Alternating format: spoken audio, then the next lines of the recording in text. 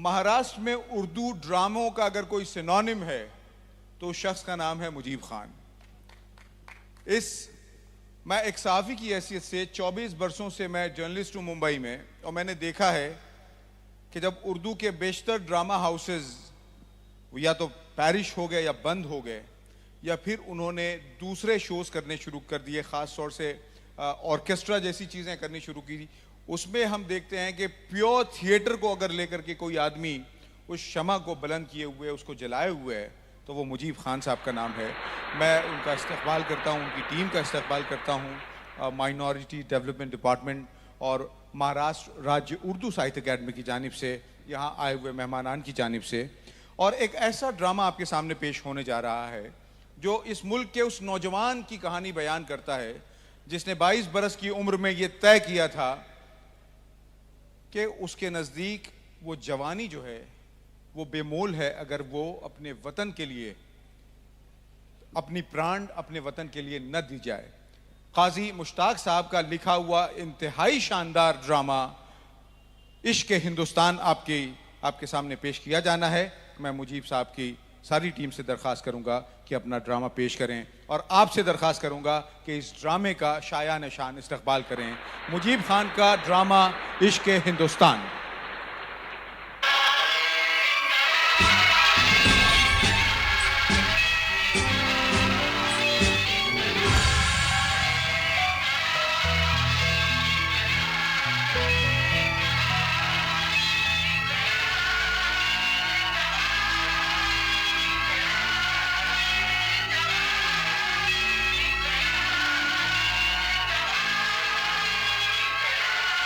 जिंदाबाद जिंदाबाद जिंदाबाद जिंदाबाद जिंदाबाद जिंदाबाद जिंदाबाद जिंदाबाद जिंदाबाद।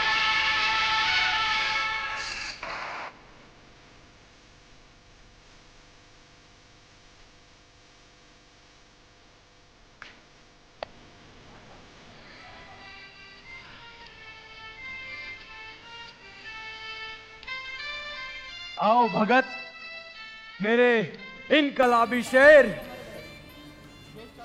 मैं शेर कहाँ, बस आपका फॉलोअर हूं। बरखुरदार, तुम तो जानते ही हो कि ये आजादी का रास्ता कितना खतरनाक है, और ये रास्ता फांसी के फंदे तक जाता है। जी मैं जानता हूं। तुम भी अशफाक की तरह जिद्दी हो।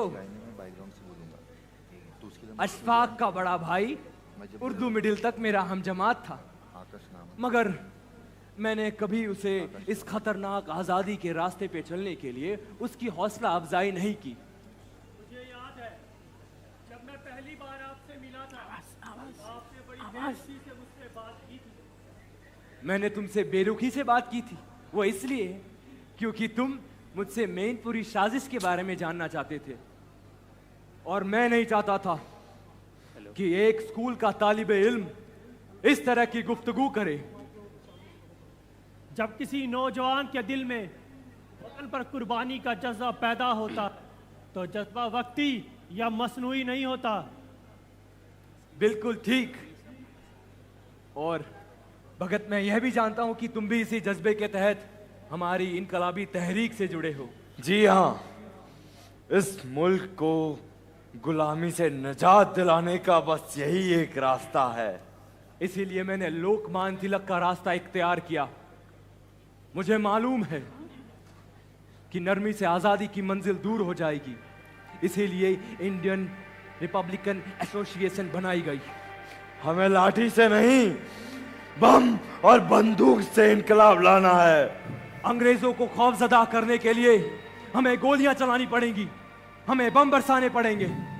अंग्रेजों का खजाना लूटकर हमने अपने सरमाए का इंतजाम तो कर लिया है। हम जानते हैं कि हम बहुत दिनों तक रुपोश नहीं रह सकते हैं।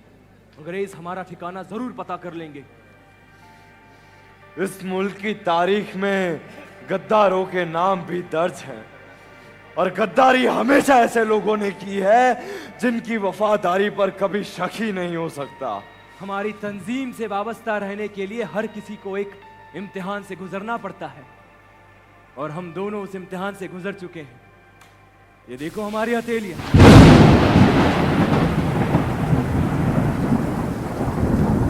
फिर से कोई खेल खेलना है क्या? हाँ भाभी, खेल ही खेलना है। भगत, भाभी, आप मेरी माँ समान हैं।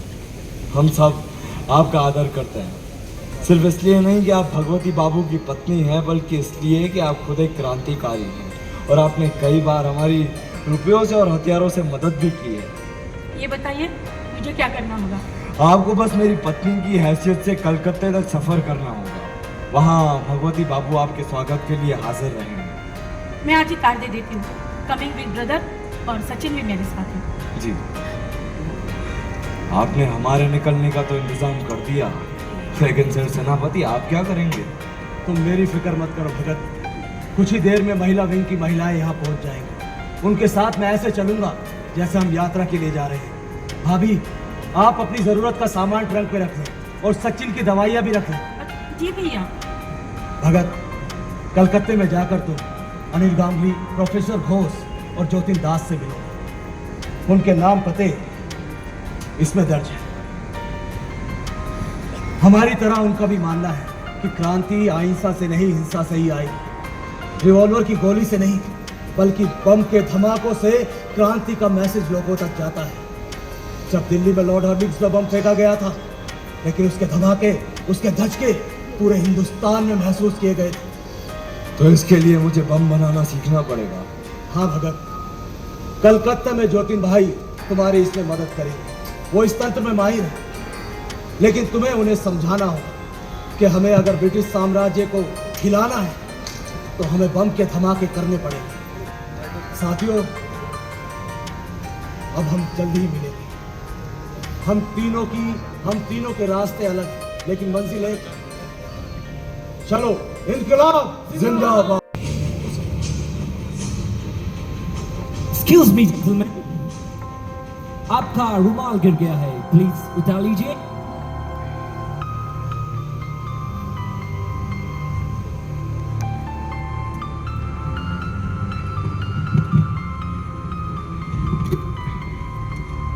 जी, मेरा रुमाल तो मेरे पास ही है।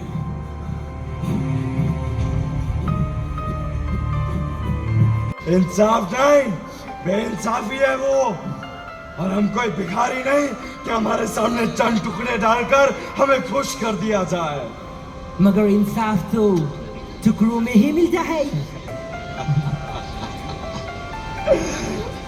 ऑफिसर, सरफरोशी की तमन्ना अब हमारे दिल में है। देखना है जोर कितना बाजुए कातिल में है। उनसे कहिए उनकी सरफरोशी की तमन्ना जल्द ही पूरी होने वाली है। भूख हड़ताल से जल्द ही मर जाएंगे, और अगर बच गए तो फांसी पर जिंदा लटका दिए जाएंगे। लेकिन जनाब, इनकी भूख हड़ताल की खबर पूरे हिंदुस्तान में फैल चुकी है। असेंबली में बैरिस्टर जमुना दास, बैरिस्टर जयकर, बैरिस्टर केलकर और पंडित मोतीलाल नेहरू इनकी हिमायत में एक हो गए हैं।